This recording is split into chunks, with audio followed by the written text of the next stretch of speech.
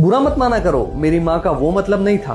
आपकी माँ को अच्छे से पता है कि अगर वो ताना मारेगी तो बहू दुखी होगी, लेकिन वो फिर भी ताना मारती है। उनको पता है कि अगर वो बहू से लड़ाई करेगी तो बहस आप दोनों पति पत्नी में भी होगी, लेकिन वो फिर भी लड़ाई करती है। उनको बहुत अच्छे से पता है कि अगर वो रोज रोज बुराई करेगी तो आगे जाके रिश्ता टूट सकता है, लेकिन वो फिर भी बुराई करती है। और इन सब के बीच में फंसे हो आप, जिसे ये लगता है कि उसकी माँ कभी कुछ गलत नहीं कर सकती।